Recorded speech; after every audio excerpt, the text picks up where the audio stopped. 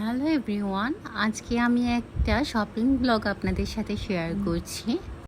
আমার কাছে বরাবরের মতোই আড়ংয়ের মধ্যে সবচেয়ে বেশি বসুন্ধরা সিটির যে আড়ংটা আছে ওইটাই সবচেয়ে বেশি আমার কাছে গোছানো মনে হয়, তাই চলে গিয়েছিলাম বসুন্ধরা সিটি আড়ং আউটলেটে।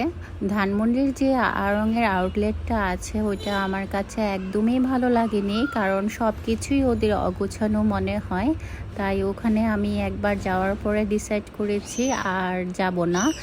দেন একটা ড্রেস দেখছিলাম, কারণ আমাদের একটা বেবি শাওয়ার প্রোগ্রামের ইনভাইটেশন ছিল আমার রিলেটিভসের, আর এখান থেকে আমি একটা ড্রেস সিলেক্ট করে অলরেডি নিয়ে নিয়েছি। কিছুক্ষণ পরেই আমি ড্রেসটা আপনাদের কাছে শো করছি।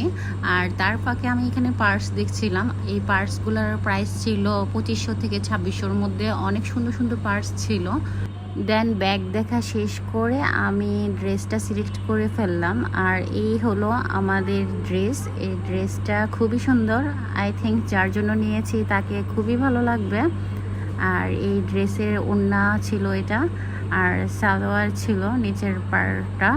দেন ফাইনালি আমরা ড্রেস নেওয়া শেষ করে ফেললাম, আর ড্রেস নিয়েই আমরা চলে গেলাম জারা জোনে। আর জারা জোনটা নতুন ওপেন করেছে বসুন্ধরা সিটিতে, এটা লেভেল 5-এ ছিল।